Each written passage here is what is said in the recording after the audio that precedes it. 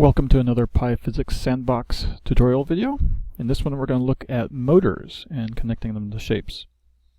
In order to do that, we're going to set the gravity of the overall simulation to 0 in both directions so that shapes do not move under their own power. And then we're going to create a ball at 100, 100. It's big enough that we can actually see it.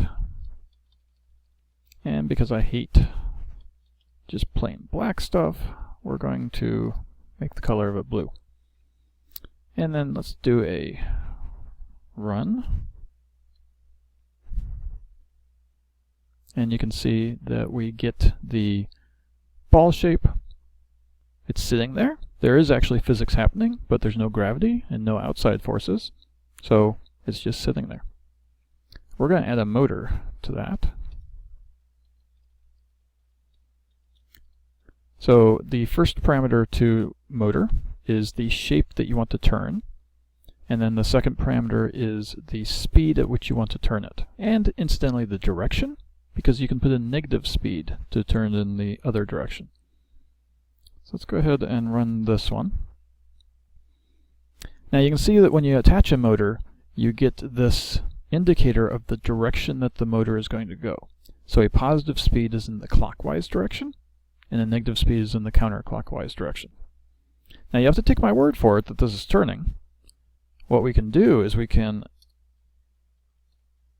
set the draw radius line property of the wheel to true. Then we get a line drawn on it that shows us that it is indeed turning, and it gives you an idea of what the speed 5 is.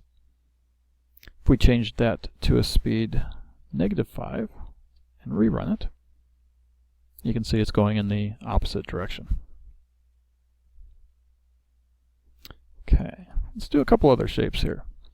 So I'm going to do a line from 100, 150 to 100, 200, and I'll make that a width of 5. So it's up and down like that. We're going to stick a motor on it.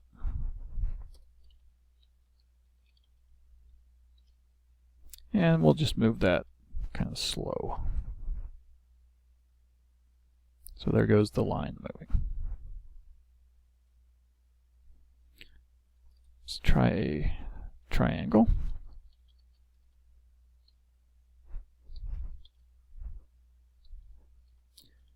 Now, just in case you think I'm just super good at coordinate systems, I have prefigured all of these coordinates so that we get something that is reasonable from the very start. Took some trial and error. And we'll attach a motor to this triangle, moving it to -3. So everything's moving, rotating in the direction and speed that we've told it to. Let's try more of an odd shape here. So we're going to do a polygon. This is the one that took a lot of trial and error. Because of course I didn't draw it out first, I just stuck points in and saw what happened. And if you get the wrong set of points, or the wrong order of points, the physics engine actually will not be able to make a reasonable polygon out of it. So I recommend actually drawing your shapes out first, even though I did not do that. Let's see, I'm missing a parenthesis up there.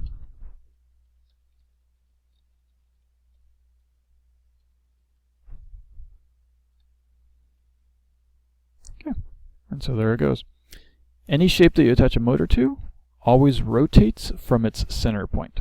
And so you can tell from the example of the polygon, the physics engine figures out where the center point is and attaches the motor to that point. If you have a concave polygon, center point might not actually be in the polygon itself, but it will still rotate around that point. Okay, so let's add in a floor here so that we can have a little bit of fun turning on gravity and seeing what these things do with gravity turned on.